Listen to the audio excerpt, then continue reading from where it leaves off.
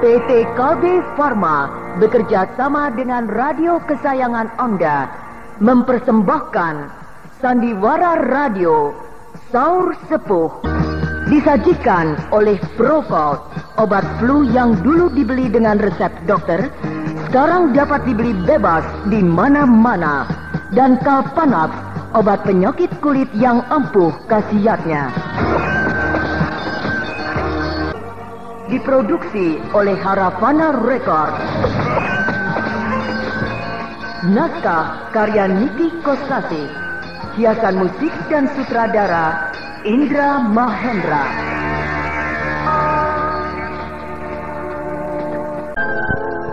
Jadi yang dibakar dan abu jenazah yang disimpan di dalam gua pantai selatan adalah Brahma ciptaan.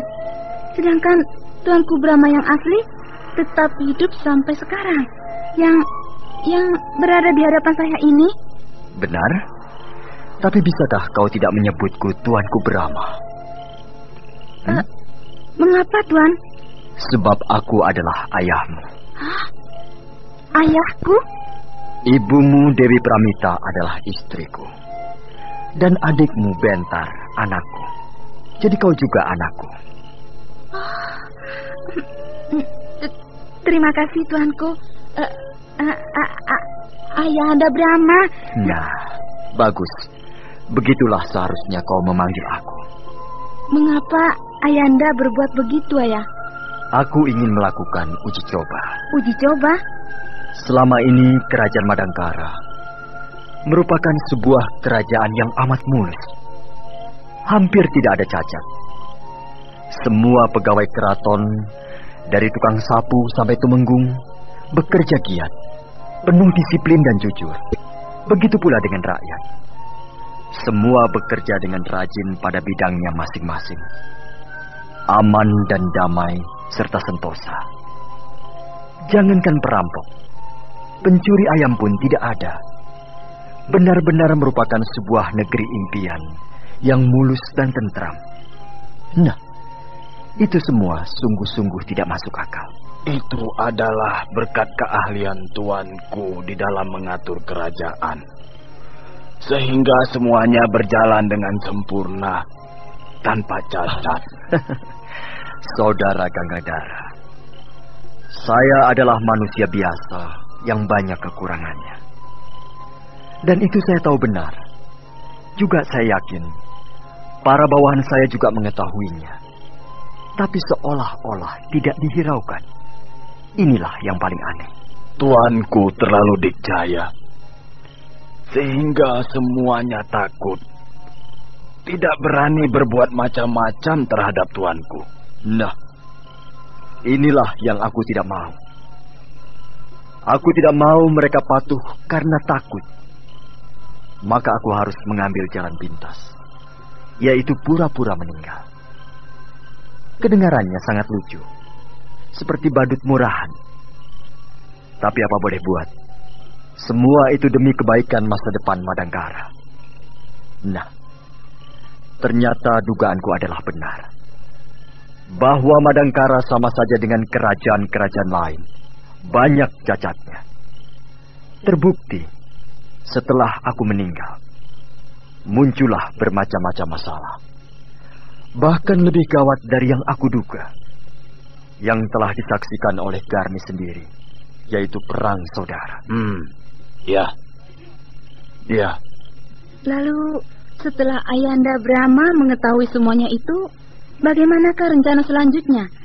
Aku akan kembali ke Madangkara. Oh, alangkah bahagianya. Tentulah Madangkara akan kembali sempurna seperti sedia kala. Agar tidak terjadi seperti dulu lagi, yaitu terlalu mulus, karena semuanya takut kepadaku, maka aku akan hadir dengan cara yang lain. Maksud Ayanda?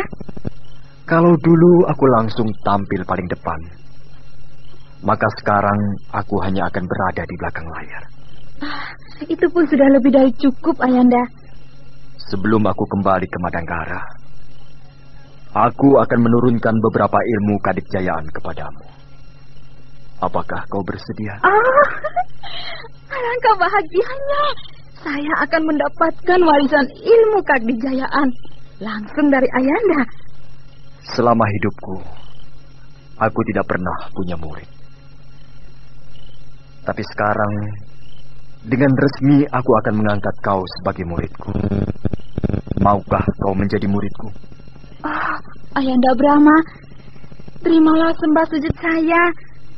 Saya akan mengabdi sepenuh jiwa raga saya. Terima kasih, Garnis. Apa saja yang telah kau kuasai? Silat tangan kosong, penggunaan golok dan pedang, keduanya saya dapatkan dari Paman Ganggadara. Ilmu menyelam dan ilmu napas bebek juga dari Paman Ganggadara. Ilmu lempar bintang besi dari Nenek Bintang, dan jurus selendang kobra dari si mata hantu. Banyak sekali. Pantas kau masih muda sudah setaraf dengan pendekar kelas atas. Hebat dan mengerikan. Bila dibandingkan dengan Ayahanda Brahma, saya tidak apa-apanya. Cobalah semua ilmu yang kau miliki diperagakan. Aku ingin melihatnya. Baik, Ayahanda.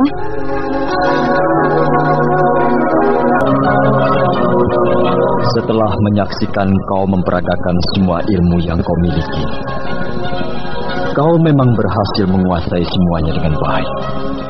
Tapi hanya sebatas baik, tidak sempurna. Benar, Ayanda. Hal itu saya akui. Setiap kali saya berlatih meningkatkan penguasaan agar menjadi sempurna, selalu gagal. Apa sebabnya, Ayahanda? Karena kau belum mencapai kematangan jiwa. Kematangan jiwa? Kalau kau bisa mencapai kematangan jiwa, maka kau akan mencapai pula keseimbangan jiwa. Selanjutnya kau akan memiliki daya pikir yang tinggi. Dan pada akhirnya, kau akan dapat menguasai pikiran yang jernih. Setelah itu didapat, maka apapun yang kau pelajari, kau akan dapat menguasainya dengan sempurna. Betapa sulitnya, Ayanda. Semuanya akan kau dapatkan seiring dengan pengalaman hidup yang masih akan kau jalani. Ya, saya masih hijau, Ayanda. Aku tidak bisa menyulap dirimu, mendadak menjadi serba lengkap. Sebab kemanusiaan bukanlah permainan sulap, melainkan dirimu sendirilah yang harus berusaha menggapainya atau mencapainya. Sedangkan aku hanya bisa membantu. Ya, Ayahanda. Aku akan membantu agar kau lebih mudah di dalam mencapai kelengkapan dengan jalan menyalurkan hawa murni. Penyaluran hawa murni. Itulah yang telah lama saya impi-impikan, ya. Nah, marilah kita duduk. Bersila dengan baik dan berhadap-hadapan. Baik, Ayanda. Angkat kedua tanganmu lurus ke depan. Tempelkan kedua telapak tanganmu kepada telapak tanganku. Baik, Ayanda. Pejamkan matamu. Pusatkan pikiran dan perasaan. Baik, Ayanda. Mari kita mulai.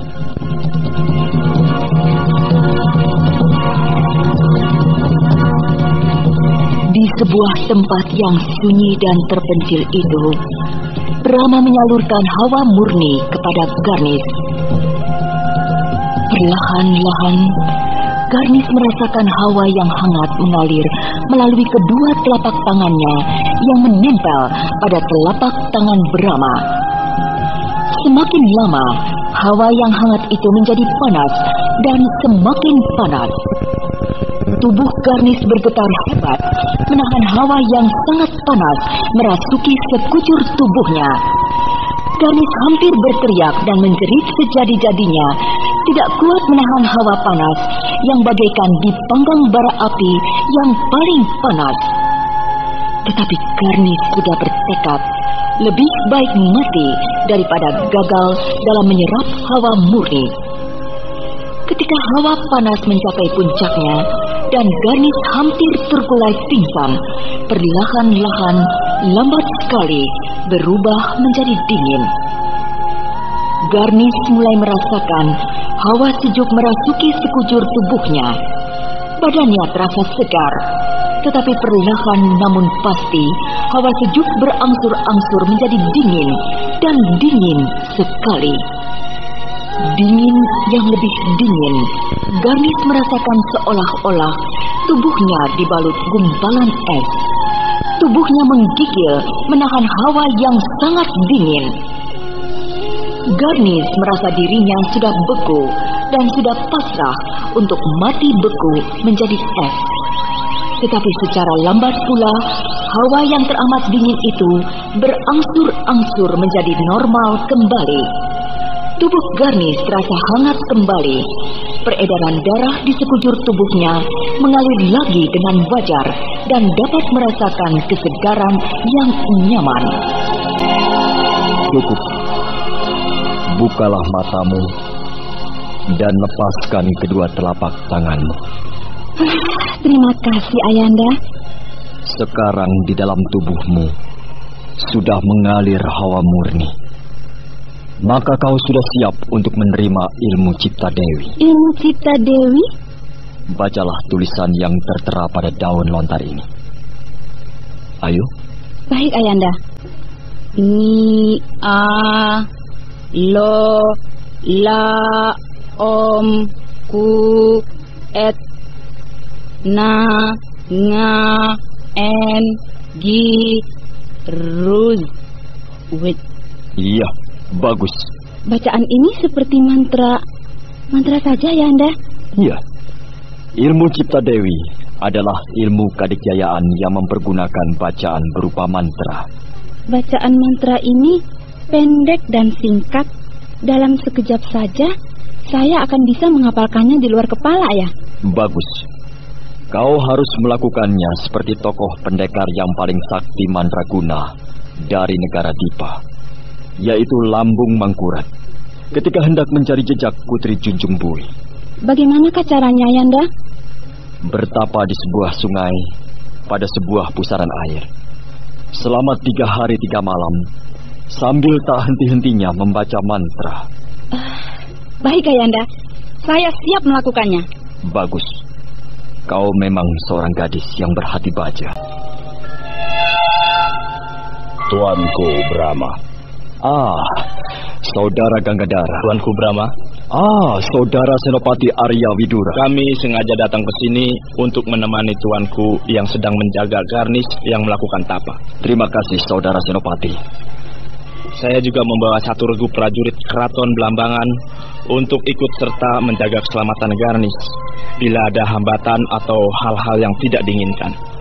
Kami juga membawa tenda agar bila Tuanku Brahma merasa letih dapat beristirahat di dalam tenda dan kita dapat saling bergantian menjaga Garnis. Saya sangat terharu dan mengucapkan terima kasih atas kebaikan hati saudara-saudara. Sama-sama. Setelah 3 hari 3 malam, maka selesailah Garnis melakukan tapa dan segera dia naik ke darat. Bagus, Garnis. Kau berhasil dengan gemilang. Terima kasih, Ayanda Brahma. Kau hebat, Garnis. Kau memang gadis yang tabah dan ulet. Selamat, Garnis. Paman Gandara dan Kanda Senopati Arya Widura juga berada di sini. Kami sengaja turut serta bersama Tuanku Brahma menjagamu yang sedang menjalankan bertapa. Terima kasih. Garnis, pelajaran terakhir sudah kau selesaikan. Sekarang marilah kita pulang. Baik, Ayanda.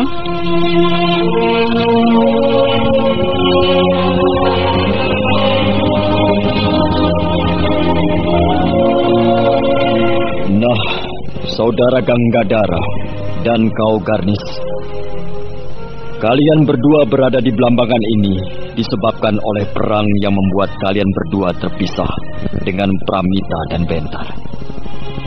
Sekarang kalian berdua sudah tahu bahwa Pramita dan Bentar yang sekian puluh tahun kalian cari berada di Madangkara. Jadi sudah tiba saatnya untuk berkumpul kembali. Pramita adalah istriku, dan saudara Ganggadara adalah adik kandung Pramita. Maka saudara adalah adik ipar saya. Maka saya sebagai saudara ipar mengajak saudara Ganggadara untuk berkumpul di Madangkara. Saya tidak bisa memungkiri kata hati saya yang memang sudah amat rindu ingin berkumpul dengan kakak kandung saya, Dewi Pramita. Maka ajakan Tuanku Brahma saya sambut dengan gembira. Terima kasih saudara Ganggadara. Dan kau Garnis, kau juga harus berkumpul dengan adikmu Bentar. Jadi kau harus juga ikut ke Madangkara. Daulat Ayahanda, dengan perasaan bahagia saya akan ikut ke Madangkara. Terima kasih. Marilah kita kembali ke Madangkara.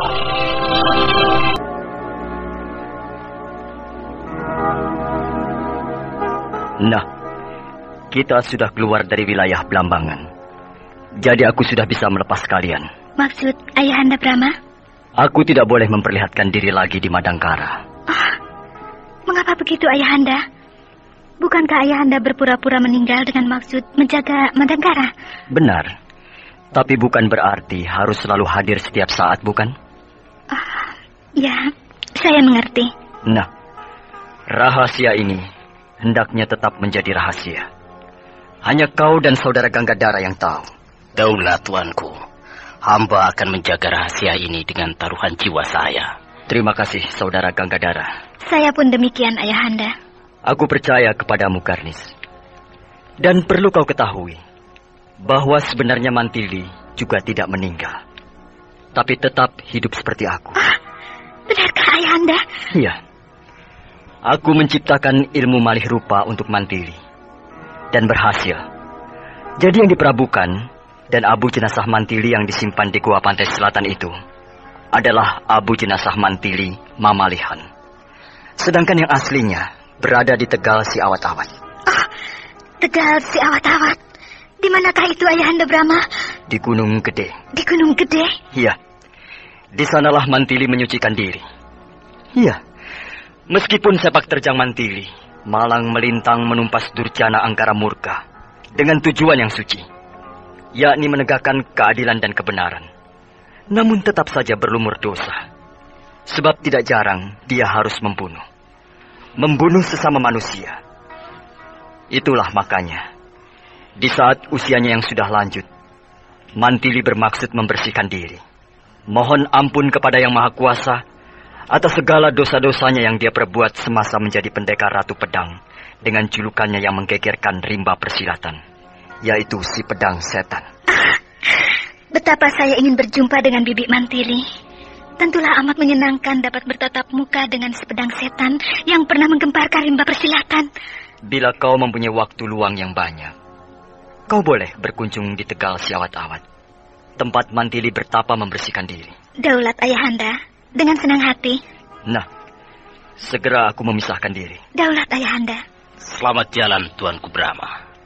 Kalian lihat di bawah sana. Seorang penunggang kuda berpacu amat kencang mendaki lereng bukit ini menuju ke sini. Widura. Kau benar Garnis. Orang itu Widura. Dia menyusul kita, sebab tentu saja dia tidak akan membiarkan kau hijrah sendirian ke Madangkara.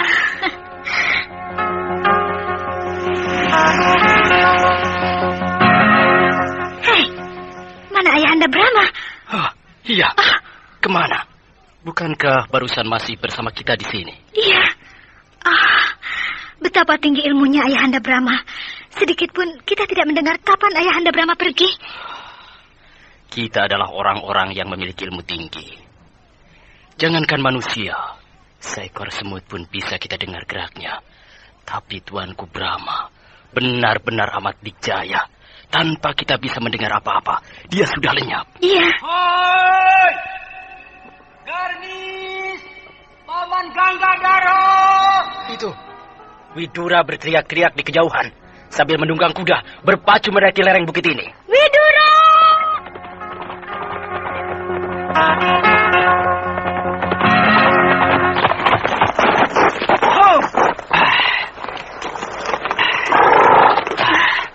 Mengapa kau pergi begitu saja, Garnis? Bukankah aku sudah mengatakannya kepadamu? Lagi pula, kau seorang abdi keraton Blambangan. Akan sulit bagimu untuk dapat meninggalkan tugasmu. Pergi bersamaku ke Madangkara untuk waktu yang sangat lama. Bahkan bisa untuk selamanya. Tapi seharusnya kau menunggu hasil dari permohonanku kepada atasanku di Blambangan. Apakah aku diizinkan berhenti atau tidak? Sudah jelas tidak akan bisa. Kau keliru. Keliru. Permohonanku dikabulkan. Oh ya? Semua orang tahu. Aku tidak berbakat jadi pegawai keraton. Cuma untuk menyenangkan hati kedua orang tuaku. Aku mau jadi pegawai, bahkan jadi punggawa. Padahal jiwaku, jiwa petualang. Yang gemar mengembara, mencari pengalaman, menjelajahi jagat raya. Tapi aku, Widura, bukankah kau sudah jadi senopati? Hanya karena aku pangkat yang begitu tinggi kau lepaskan. Ya, sebenarnya sayang juga.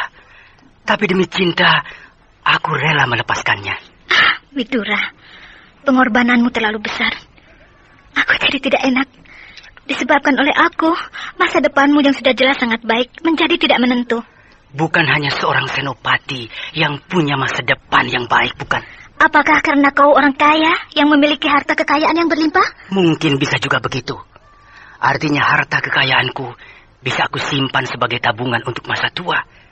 Tapi yang jelas, semua yang kulakukan demi cintaku kepadamu. Widura, baiklah. Mari kita bersama-sama mengembara ke wilayah Kulon. Terima kasih, Kanis. Itu ada Paman Ganggadara. Alah, dia sedang duduk sendirian di sana, jauh dan sedang membelakangi kita. Dia sedang menikmati pemandangan. Tapi kalau menoleh ke sini, kan malu. Alah. Aduh. Sudah.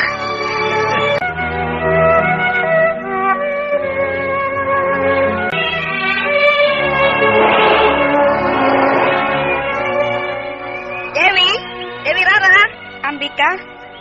Kita main-main ke belakang keraton yuk. Ada apa di sana? Raden Paksi sedang latihan perang-perangan. Latihan perang-perangan? Kok ditonton? Senang kok. Senang lihat perang-perangannya atau orangnya, Raden Paksi? Kamu ini suka sekali sama Raden Paksi? Dia juga sama suka sih. Oh ya? Iya, kemarin waktu aku sedang berjalan sendirian lewat jalanan Taman Sari, sehabis dari Keputren, dicegat oleh Raden Paksi. Raden Paksi mencegatmu? Iya, dia bersembunyi di balik pohon kemboja. Dia menggertak sambil tertawa. Aku terkejut sekali. Terkejut? Tapi senang, ya kan? Iya. Kenapa mengajak aku? Kau sendirian kan enak, tidak ada yang ganggu. Biar aku senang sama Raden Paksi, tapi kalau datang sendirian, malu, terlalu menyolok. Kenapa tidak mengajak teman kita yang lain? Kan banyak, seperti Dewi Jalin, Dewi Yuma, Dewi Imas, dan lainnya. Wah, malah bisa kacau. Kenapa? Sebab mereka juga semuanya suka sama Raden Paksi. Saingan? Iya. Makanya berat, Ambika. Yang mau sama Raden Paksi itu banyak. Semua gadis-gadis keraton suka kepada Raden Paksi. Makanya aku tidak mau mengajak mereka. Kalau mengajakmu kan tidak apa-apa. Sebab kamu tidak suka kepada Raden Paksi. Kau yakin aku tidak suka kepada Raden Paksi? Iya. Kalau aku suka bagaimana? Berarti aku juga sainganmu. Kau cuma bergurau, Dewi Rara Amiati. Sebab aku tahu benar, kau tidak suka kepada Raden Paksi. Sebab kau tergila-gila kepada Raden Bentar. Dewi Ambika, kau sahabatku. Maka aku tidak akan merahasiakan kata hatiku kepadamu. Bahwa memang aku suka sekali kepada Raden Bentar. Tapi bukan berarti aku tergila-gila. Maaf ya, aku tadi kan cuma bergurau. Nah, ayolah, antar aku. Aku sedang menenun kain, tanggung. Jangan begitu, Dewi Rara. Bantulah aku. Nanti kalau kau ingin berjumpa dengan Raden Bentar, akan aku bantu. Ya, baiklah.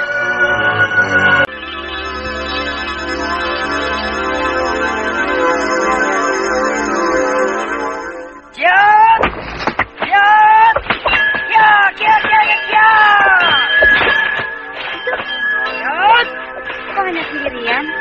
Katanya latihan perang. Mana pasukan perangnya? Cuma Raden Paksi sendiri yang berlatih. Maaf, aku bohong. Dia bukan latihan perang-perangan, tapi latihan silat. Kok ini bagaimana?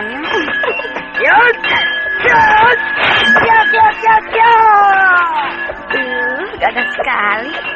Gesit dan tangkas. Gerakannya cepat dan tenaganya kuat. Jangan lagi lagi. Badannya berkeringat.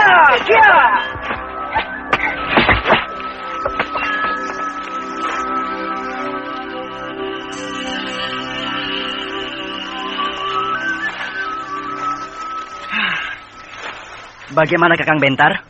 Kau hebat sekali, Rai Paksi. Kau berhasil menggempur 12 patok dengan telak.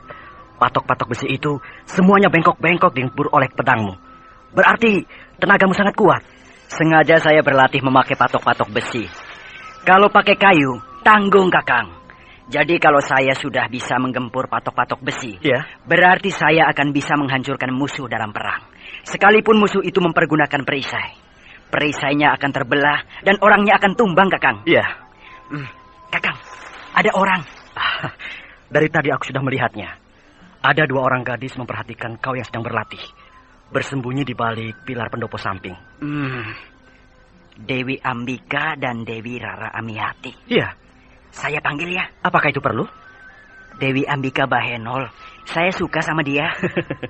Kau nakal, Rai Paksi. Juga di sana ada Dewi Rara Amiati. Dia suka sekali kepada Kakang Bentar. Nah, kan kebetulan 2 lawan 2. Saya dengan Dewi Ambika, Kakang Bentar dengan Dewi Rara Amiati. Hush, jangan Alah, beres Kakang, saya atur. Rai Paksi, saya tahu benar. Memang Dewi Rara Amiati suka sekali pada saya. Tapi itu dulu. Setelah dia tahu aku senang kepada Dewi Anjani dan ada main dengan Lasmini, maka dia berbalik menjadi benci kepadaku. Alah, seperti tidak tahu saja hati seorang wanita. Benci itu cuma sementara saja. Kebencian Dewi Rara kepada Kakang Bentar cuma sebentar. Cintanya yang lama, percayalah Kakang. Dia tetap menyukai Kakang Bentar.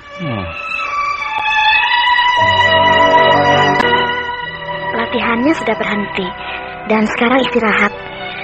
Duh, Raden Paksi kalau tidak memakai baju. Gagah sekali. Dadanya bidang, ototnya kekar, berkilat-kilat karena keringat. Loh, Dewi Rara mau kemana? Pulang. Kok pulang? Ada Raden Bentar. Tidak apa-apa kan? Kalau sejak tadi kau berkata bahwa di sana Raden Paksi berdua dengan Raden Bentar, aku tidak akan mau mengantarkan kau ke sini. Aku juga tidak tahu kalau ada Raden Bentar. Rupanya dia tadi berada di balik rimbunan pohon kemuning. Jadi tidak terlihat dari sini. Ketika Raden Paksi selesai berlatih, barulah Raden Bentar keluar dari rimbunan pohon itu. Aku pulang. Jangan begitu, Dewi Rara. Tidak usah merasa malu. Sebab kau datang ke sini karena diajak oleh aku. Tapi mereka mana tahu. Mereka akan tetap beranggapan aku sengaja datang ke sini karena ingin melihat Raden Bentar. Nanti aku yang menjelaskannya pada mereka. Percuma. Ayo, bertengkar.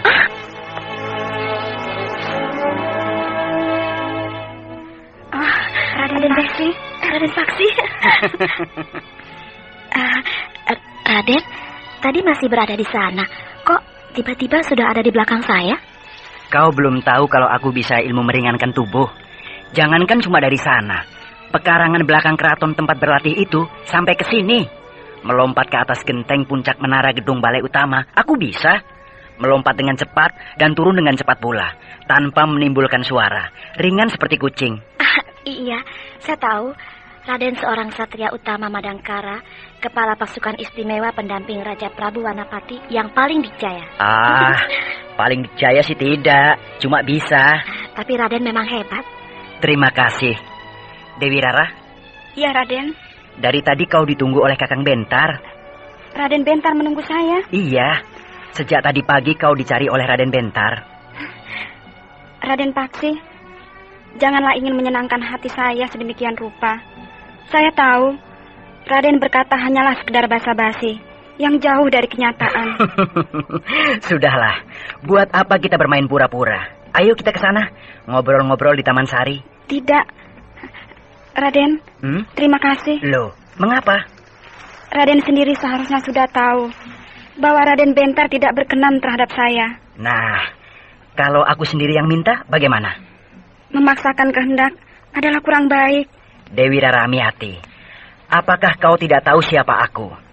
Aku Raden Paksi Jaladara, adik sepupu Prabu Wanapati. Aku punya kedudukan paling tinggi di kerajaan Madangkara, di samping Prabu Wanapati. Nah, apakah kau mau menolak perintahku? Hamba mohon ampun, Raden.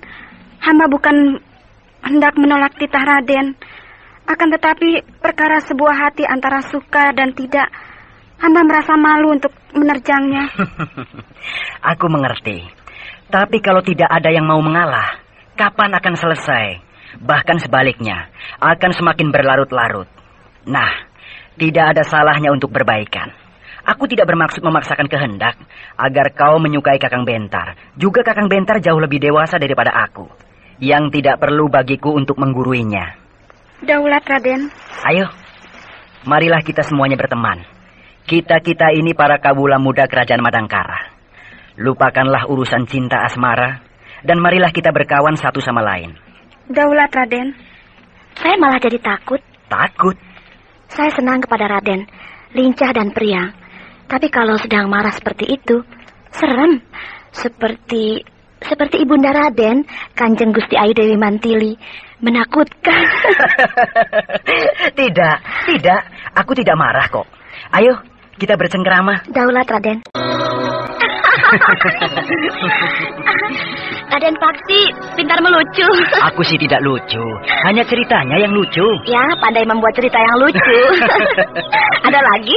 Cerita lucu? Iya. Oh, banyak. Begitu cerita lagi. Baik, begini ya. Ayo. Ada seorang penjual mangga di sebuah pasar. Kemudian datang seorang pembeli. Mangganya berapa, Pak? Tanya si pembeli. Murah, Den, jawab si penjual itu. Iya, murah itu berapa, Pak? 15 ketip, 1 kantong. 10 ketip ya? Terus mereka saling tawar-menawar. Nah, akhirnya tercapai kata sepakat. Matang kan? Matang, Den. Manis. Mangga matang tentu saja manis, Den. Baik, 3 kantong, Pak. Baik, Den. Akhirnya beli 3 kantong. Kemudian dibayar langsung. Si penjual senang. Mangganya laku, banyak lagi. 3 kantong. Si pembeli kemudian pulang. Dalam pikirannya sudah terbayang. Bakal makan mangga di rumah bersama anak istrinya. Hanya segitu? Oh, belum. Ceritanya belum selesai. Lalu? Sabar. Ambika sudah tidak sabar. Ingin cepat-cepat mengetahui akhir ceritanya. Memang. Ambika tidak pernah sabar. Apa saja ingin buru-buru. Saya belum apa-apa main tubruk saja.